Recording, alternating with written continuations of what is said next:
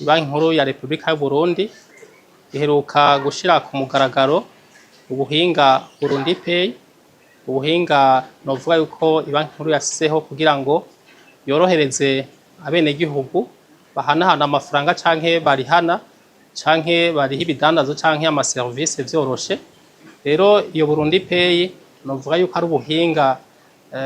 buhuza amabanki, buhuza ama microfinance n'ama établissement de paiement kugira ngo abene gihugu basanzwe bafite amafaranga muri amashira hamwe ashobore korohererwa mu kujyana no guhanahana amafaranga no kurihana. Rero nkuko mubivuze Burundi Pay ubwo buhinga buzofasha cyane gose abene gihugu basanzwe bahanahana amafaranga narirya bino munsi mubona abantu benshi usanga hatonze imirongo myinshi bari mu mabanki cyangwa mu ma microfinance bagiye kurotira amafaranga kugira ngo bashobore kurihana canke bashobore kurungikira amahera abantu babarunkiye amakashi canke ugasanga abantu ino munsi bava mu makartier iyo bavuye bagiye gutonda mu banki cyangwa mu microfinance ugasanga ariko ari amahera bus canke bariko bafata amahera bari amahera y'amamoto canke ugasanga umuntu aho yari karacururiza yugaye ikibanza canke ntari karacuruza kubera agiye gutonda kuri banki cyangwa kuri microfinance kugira ashobore kuronka amafaranga ashobora kuriha cyangwa ashobora kuronkera uwundi. Rero ubu buhinga bwa Burundi Pay buzozanira akarusho kanini abene gihugu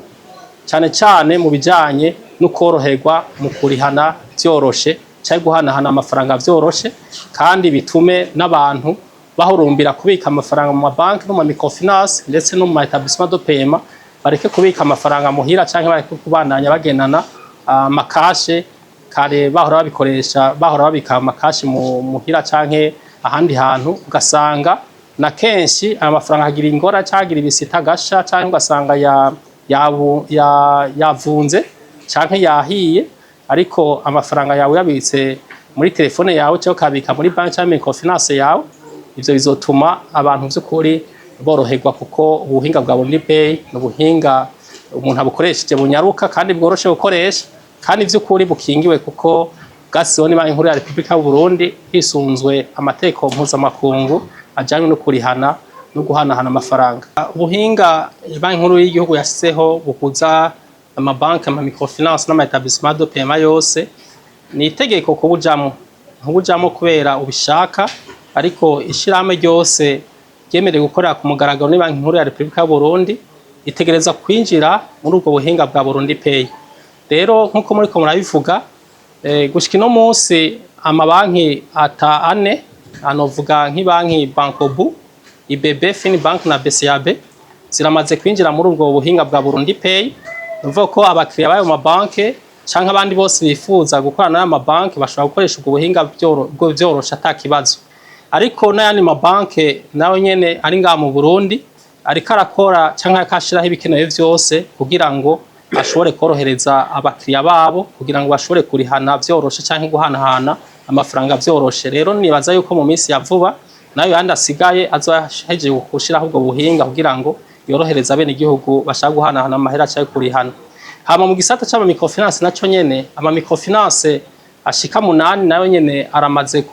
gushiraho ubwo buhinga canke gukoresha ubwo buhinga anovuga nka microfinance za CCM, za Kaze, za CCF, Kazoza, Miteke, za Hoje Family, za Ihera n'izindi baramaze gukoresha ubwo buhinga n'abakiriya babo baramaze guhanahana amafaranga bakoresha ubwo buhinga. Hama mu gisata kijya bita icama établissement de paiement bajya abantu bahanahana amahera biciye mu matelefone nabo nyene dufashe nk'akaroro kaziya za Ecocash, Rimikash, za Castel. Ishirame Castel ryaramaze kwinjira mu ubwo buhinga ariko novuga yuko n'ayandi ma microfinance n'ayandi ma établissement de paiement nabonye bariko barakora ibikenewe vyose kugira ngo bashobore kwinjira muri ubwo buhinga bwa Burundi Pay. Ibanki nkuru y'igihugu yasizeho twibaza ko nabo nyene mu minsi iri imbere ya vuba nabo nyene bazoba baheje gushiraho ubwo buhinga. Rero nkuko mwabivuze ni itegeko kuko kuva aho ibanki nkuru y'igihugu ibushiriyeho yabusizeho itariki 5 z'ukwezi kwa gatatu mu mwaka wa 2026. Rero ibanki nkuru y'igihugu hari itegeko yari yasohoye ryasize ko mukono n'umuyobozi mukuru w'ibanki nkuru ya Republika y'u Burundi itariki 2 z'ukwa gatatu mu mwaka wa 2026. Muri iryo tegeko nkuko murisanga ku rubuga nguruka bumenye bw'ibanki nkuru y'igihugu nuko ibanki yose canke microfinance yose canke établissement de paiement yose yemewe gukora mu Burundi hatarenze itariki zitanu z'ukwezi kw'icenda umuntu itegereza kuba yasizeho ubwo buhinga muri banki cyangwa microfinance cyangwa muri établissement de paiement ikaba iri connecté k'ubwo buhinga kandi itazobikora izohanwa hisunzwe ibiri muri iryo tegeko nyene ryasize ko umukono na nyir'icubahiro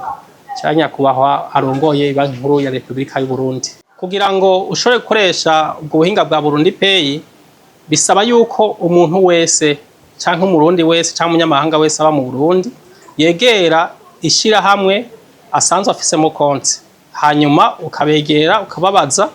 ukuntu ushobora kwinjira muri ubwo buhinga bwa Burundi Pay cyangwa ushobora kubukoresha. Rero ngaha bisaba yuko umuntu wese yegera aho yuguruje konti hanyuma bakamufasha kugira ngo ashobore gukoresha ubwo buhinga bwa Burundi Pay. Rero canke aho yifuza kugira ngo ashobore gukoresha ubwo Burundi Pay kuko si ngombwa umuntu aje aho yuguruje konti. Ubu nk'akaroro nk'amashyirahamwe amaze kwinjira umuntu ashaka kubukoresha ashobora kwinjira mu microfinance cyangwa mu banki cyangwa établissement de paiement amaze kwinjira ugashobora kuguruza konti kabura ashobora kuriha canke guha amahera umuntu murindi shirahamwe mudasangiye umuhora byorosha atakibazo. Rero ivyo novuga yuko ari ibintu bikora kandi abantu bariko barahanahana amahera bakoresheje ubwo buhinga canke bariko barakoresha mu kureba bakoresheje ubwo buhinga. Rero nkuko muko mwabivuga ico nohamagarira abene gihugu cyane cyane muri kino gihe mubona yuko bitoroshe kuronka amafaranga mu mabanki cyangwa mu microfinance cyane cyane bajya baja gutonera amakashe nuko umuntu wese atunze telefone atoyikoresha gusa mu gutelefona cyangwa mu kuraba amakuru atandukanye kuri telefone, ariko umuntu wese afise telefone iyo nimero de telefone yiwe yogira konte yiwe yobika ko amafaranga yiwe canke iyo telefone yiwe akayibwira banki yiwe cyangwa microfinance yiwe, kuko iyo wamaze kuguruza konte muri banki canke muri telefone yawe cyangwa muri amihora ijaje guhanahana amafaranga cyo mu buhinga bwa none bituma telefone yawe uyikoresha ugasanga uri kuroroherwa mu kuriha canke uri kuroroherwa mu kurungikira amafaranga umuntu ukoresheje telefone yawe utarinze gutama. Rero ico nohamagara abarundi nuko n'abanyamahanga ba mu Burundi nuko umuntu wese yoraba akegera ibanki cyangwa microfinance canke banki hanyuma ikamufasha akugurura konti hanyuma akabika amafaranga yiwe kuri iyo banki cyangwa kuri iyo microfinance cyangwa kuri établissement de paiement kugira ngo ntihagire umurundi cyangwa umunyamahanga asubira kubika amafaranga haba muhira canke akorera canke aho adandariza, ariko abantu bose babika amafaranga muri amazu ajeje kwanduza amafaranga hama bizona bafasha yuko bashobora kurihana byoroshe guhanahana amafaranga byoroshe. Hama ikindi naco nuko abantu batoguma baja gutonda imirongo ku banki cyangwa ku microfinance cyangwa baja gutonda ku baja commerce ngo abaha amafaranga amakashi kandi ubwo buhinga buhari kandi bukora. Ino munsi uri kwaraba nk'aya mabanki cyangwa microfinance cyangwa ama établissement de paiement arafise abona kwita abaspeaje canke abaja commercial, usanga abantu babitura bakafasha kuronka amafaranga canke kurotira amakashi kugira ngo bashobore kuja kuriha ibidandaza canke kuriha ama service atandukanye. Rero ico novuga ngaha ubuhinga bwa Burundi Pay ntibuje gukura bajya baja canke abaspeaje, ahubwo buje gutuma amabanki canke ama microfinance agwiza ahanini abantu bazobafasha gusigura ivyo byo kurihana cyangwa byo kubika amafaranga. Uzosanga ahubwo abafasha amabanki cyangwa microfinance bagiye kwiyongera gusumba, kuko nkuko nabivuze Burundi Pay n'ubuhinga buhuza abantu bose, buhuza microfinance yose, ama établissement de paiement yose n'amabanki yose. Rero ino munsi amabanki n'ama microfinance agiye guhiganirwa ku isoko arondera abakiriya kugira ngo abereka akarusho kotuma umwe wese aja iwe kugira ngo ashobore koroherwa kubika amafaranga no gushobora kuriha cyangwa guhanahana amafaranga byoroshe. Rero bizotuma ahubwo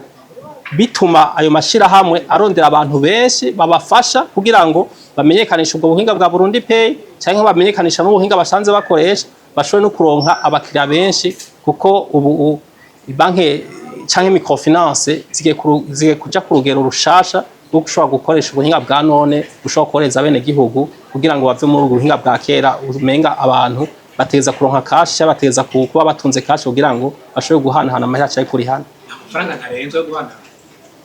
Ino munsi muri Burundi Pay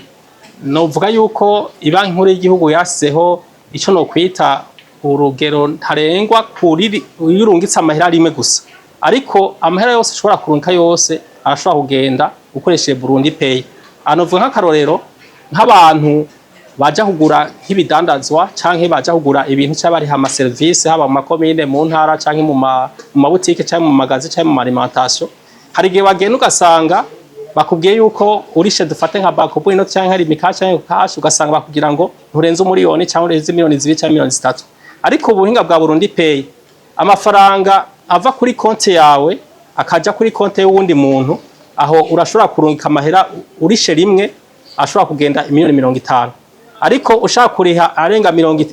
izo miliyoni 50 urashobora kuriha atakibazo, gusa ugumugira inshuro nyinshi kugeza ukwije amafaranga ushaka kuriha cyangwa ushaka gutanga. Aho novuga yuko ari urugero rwo ku nshuro imwe, ariko inshuro zose ushaka zirakunda ku munsi. Hanyuma kubijanye n'amahera abava kuri konti yawe ya telefone aja kuri konti ya telefone y'uwundi, aho nturenza ku rugero rumwe miliyoni 10, ariko ushaka kurenza miliyoni 10 ucugira ubugira kabiri cyangwa ubugira gatatu cyangwa ubugira ubugira kane kugeza aho amafaranga ushaka kuriha aheze yose atakibazo. Hanyuma nk'amashira hamwe afise amakonte muri amabanki cyangwa microfinance cyangwa établissement de paiement, nayo nyene urashobora kutarenza urugero rw'amafaranga miliyoni 20 mu gihe ushaka gukura amafaranga kuri konti mobile garuka kuri konti bancaire, ariko amahera ava kuri konti ya banke canke haja kuri konti ya microfinance cyangwa kuri konti ya microfinance haja kuri konti ya bank, aho urashobora gushaka kuri rwa rugero rw'imiliyoni 50 uriyungitse rimwe, ariko nikibuza yuko ushobora kurungika inshuro nyinshi ata limite ibayeho.